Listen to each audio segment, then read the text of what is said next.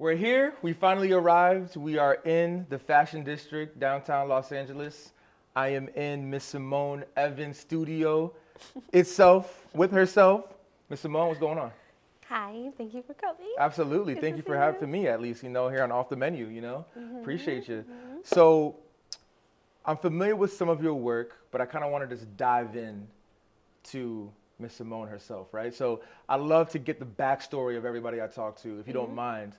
Talk me through, I guess, life, right? Like growing up in Pennsylvania to moving out here. Yeah, okay.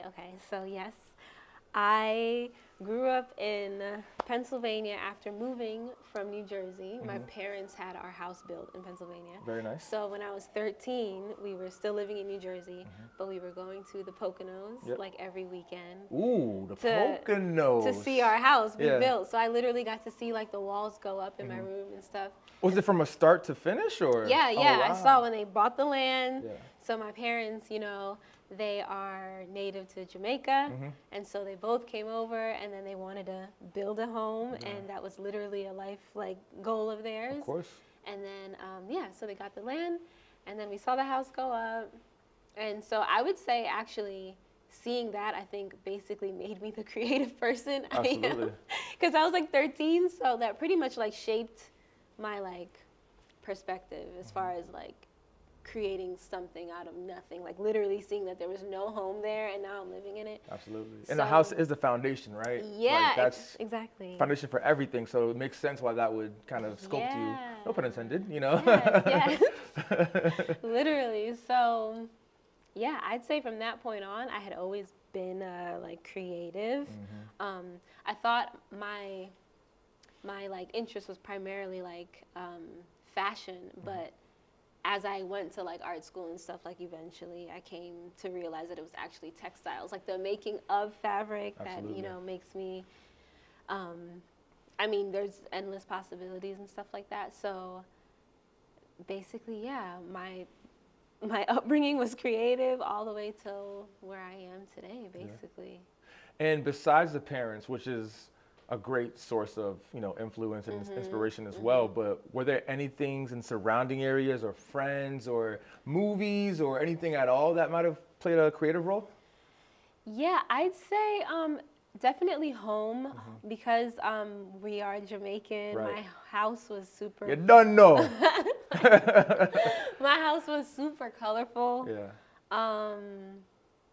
And just full of vibrancy. There was a lot of botanical prints everywhere.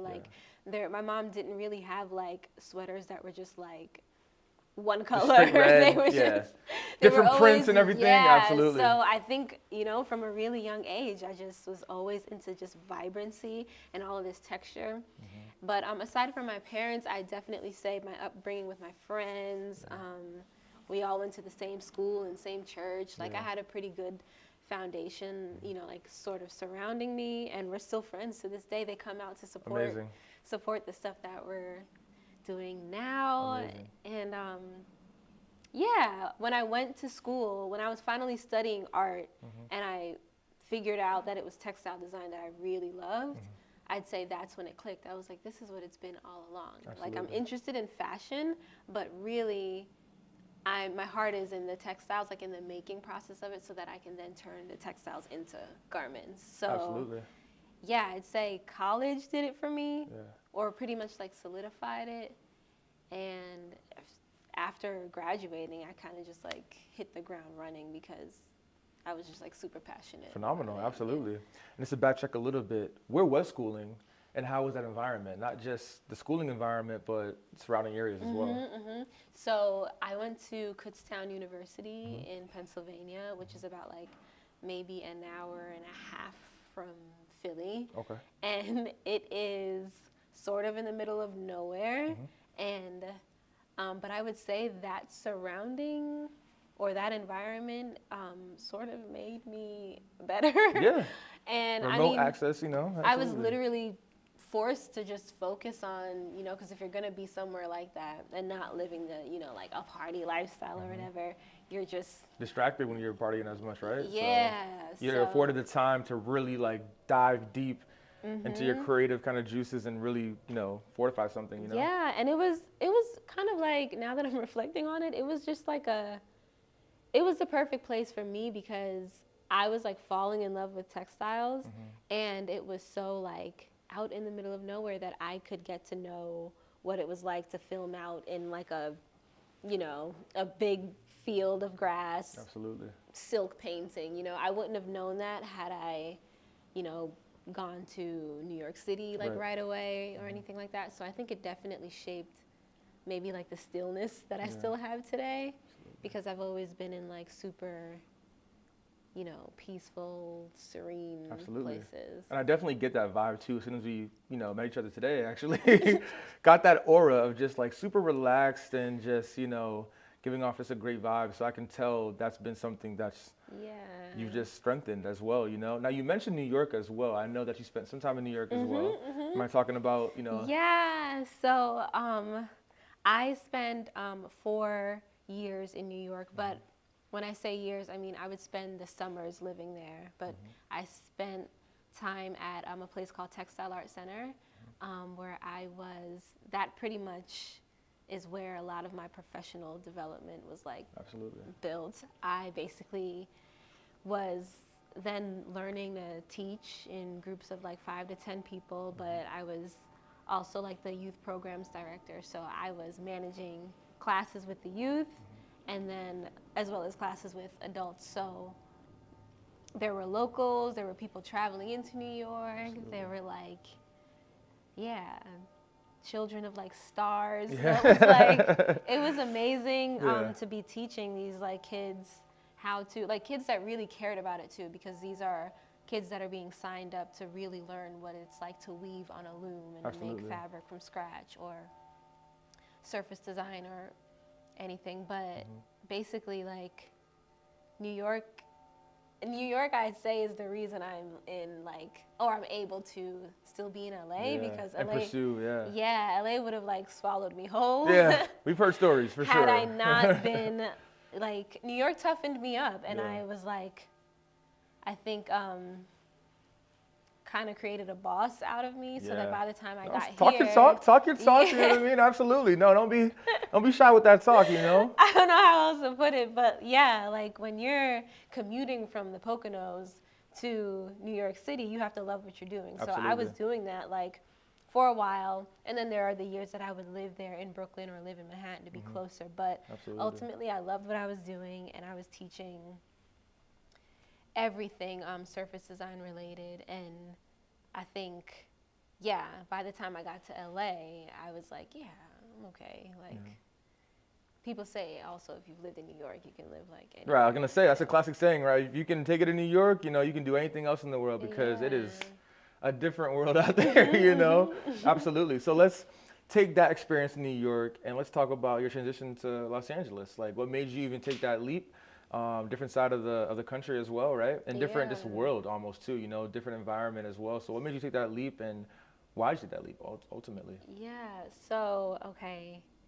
I basically, after New York, or while I was working in New York, out of the same home that my parents had built, I built a studio in the garage. Oh, phenomenal. So resourceful. Yes, absolutely. It was like a 2-car garage that no one was ever using. We still parked in the driveway. So I was like, if we're not going to use this space, I'll use it. So that's where I started to learn how to see myself on camera. Yes. And it was just this beautiful, like all white, like airy space. And I found like the perfect like restaurant sink. And I was so happy that I'd be able to like rinse out large, like yardages of fabric at a time. But after being in the studio and being like, okay, so I've conquered New York. I know what it's like to build a studio in my parents' home. Absolutely. I can either stay here, where I've been for most of my life, or kind of just like take a leap. But to be honest, when I took a leap and came to LA, it was a one-way ticket, but I really hadn't planned to move here. I just was gonna stay, feel it out, and then, see what you want. And you might come back later on, but you want to at least have the experience to see if it's doable, possible, or what I want to do ultimately. But I was definitely sensing the urgency of like something is shifting, like, or I was outgrowing a certain space. And so, I came here, and what was supposed to be like a week ended up being like another week. And what was happening was I was in an Airbnb, but I was teaching my classes online. Yeah. So I was sharing on YouTube, but people were reaching out to figure out how they could learn more. And so I'd be like, we could get on Zoom because I'm in Cali right now. And so as they'd pay for courses, Right. I was able to stay in Cali longer. Yeah. And then I was like, all right, so it's been 2 weeks.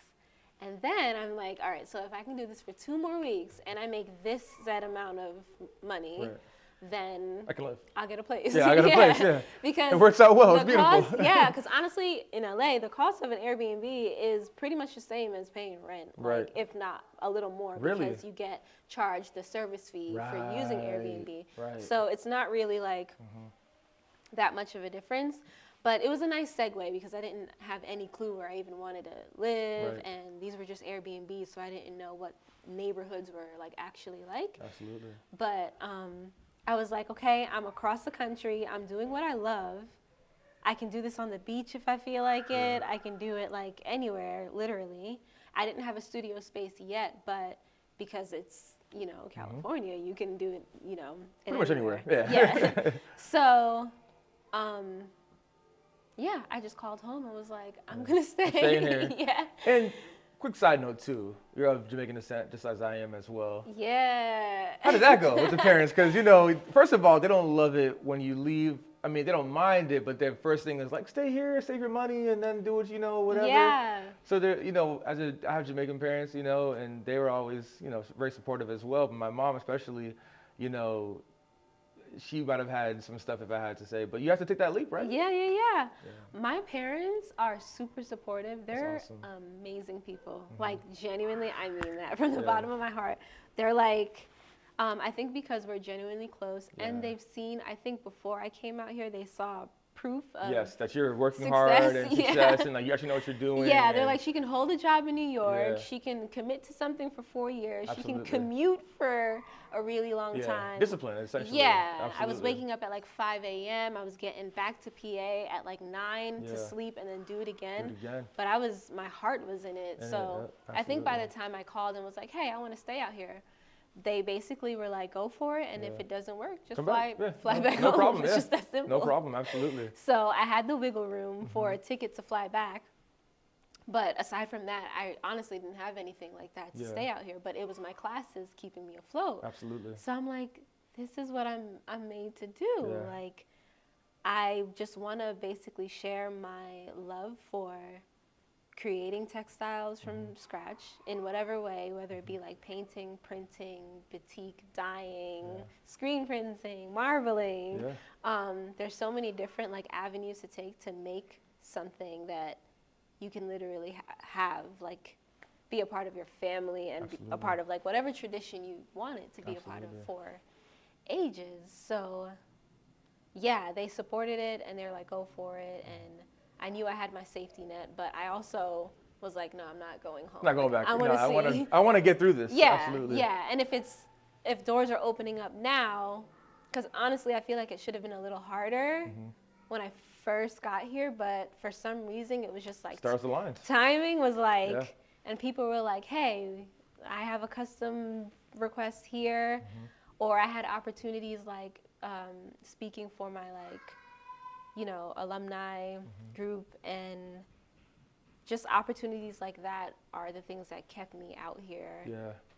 And so that's why now I'm kind of like, this is it. Like, I want to dedicate at least this portion of my life to sharing and building a community that is super, whether they're like beginners at, you know, this or Like me? yes, Absolutely. yes, or advanced or other designers or fashion designers who want to create their own custom fabrics. Like, I'm here to build people in their businesses as well, so that they like don't really lose sight of these traditional techniques that, you know, people aren't really thinking about anymore. Right. We see like digital prints in the store and we're like, oh, that print's dope. But, you know, originally, before something's digitally printed, someone sits there and like designs it.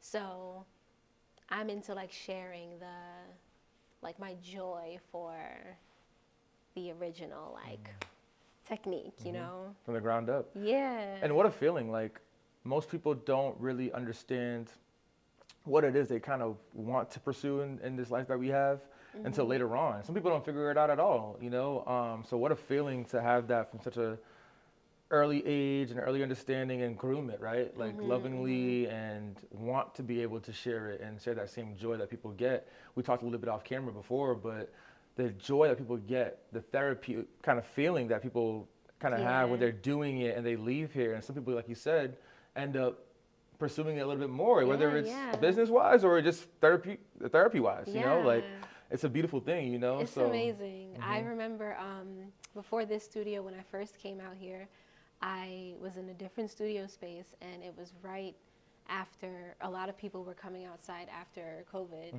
And so that was amazing to see, because hosting classes at that time, that was the first time a lot of people were seeing each other for the first time in a really long time. Absolutely. So to see like the joy on their faces for learning something together, but also like for how they feel about one another, it was like super special to be a part of that. And I think that was a solidifying moment for me too, and just knowing it brings people together. Absolutely. Like, literally. You can be having the worst day, but you're not going to be like super upset just sitting here and like marveling. Yeah, no, absolutely. You know, so. And now you have this beautiful studio in which you'll be able to create a couple of things as well. So last question I'll ask, you know, how was the transition from, you know, kind of doing these things and teaching online, you know, and figuring things out to finally being able to open this up? And it's got to be an empowering kind of feeling, yeah? Yeah, to be honest, like I'm still kind of like basking in it. Yeah, Like, absolutely. Is this still real? But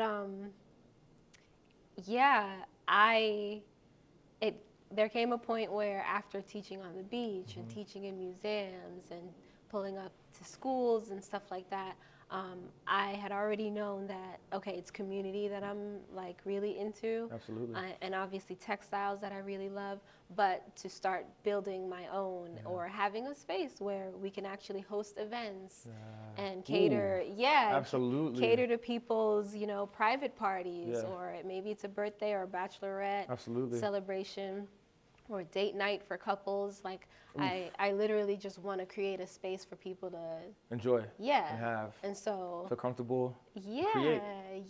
So I basically started looking, and I was sharing a little bit off camera that basically before I found the studio, I was in Jamaica.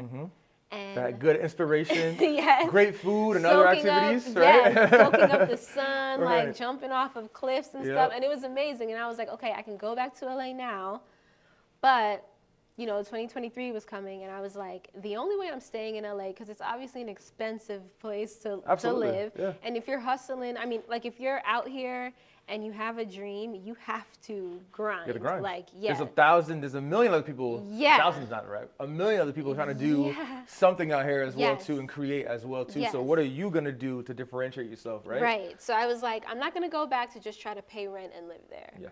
Like I've already lived there for, it was becoming 2 years. So I was kind of like, I've already accomplished it. There's nothing to really prove. Right. So it's either I go back and level up, or I stay in Jamaica and, you know, get further inspired and live it out there a little bit, you know, see some family, but also, you know, just figure things out, right? Absolutely. And I was going to continue doing the same things, but just do it on camera, like in a really beautiful, like jungle-like backyard. Which is crazy too. It's amazing in a great way. It's fantastic. I already got some content from there, but that was my plan. But when I came back, I looked, like I just started looking, and I was like, kind of like, I just wasn't sure if I was going to find anything, but I kind of felt like eventually I started feeling like something's coming. Yes, absolutely. And I was like, oh, wow, I'm going to have to stay in LA. Like, this studio is really coming.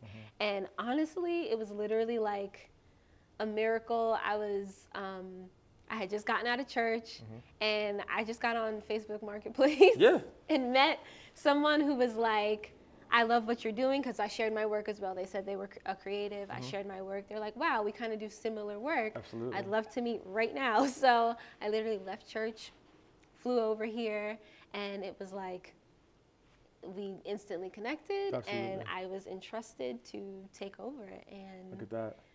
Yeah, I'm like, it literally happened like under 24 hours. Look at that. No, absolutely. But yeah, I knew it was coming, and Absolutely. So what would you say to somebody who wants to open up anything? A restaurant or a studio or just go for it, any kind of business really? What would you say to that person? just go for it. Yeah. Yeah, just go for it. Put Yeah. your best foot forward. And the worst, honestly, the worst that could happen is it doesn't work out in the way that you thought it would, but there's another way Right. that you just have to, you'll eventually figure out. But yeah, like you'll never know unless you just like try. Yeah. Just step out on faith and just see what's up real quick. Absolutely. And if it just might happen to like blow you away that it'll work, because Yeah. I had no clue that I'd still be here, to be Yeah. honest. It happens like that. You just, you know, when you're doing, you're Yeah. just doing, right? Yeah, So- and then eventually it became easy. Now I know what Absolutely. it takes to stay out here, Right. you know? And then, yeah, I know much more than I did 2 years ago. It's kind of wild to say 2 years too, but yeah, I'd say just step out and go for it. Yeah. There's never a like perfect time. You're never going to be completely ready. Just go. Just go, go, go. Well, Simone, thank you for everything. Now we're gonna dive a little bit in. Absolutely, we're gonna dive a little bit, and yeah, thank you for having me and being on this special episode of Off the Menu Yeah. via the Live Rose. So yeah, thank you. Thank you for having me. Appreciate it. Absolutely.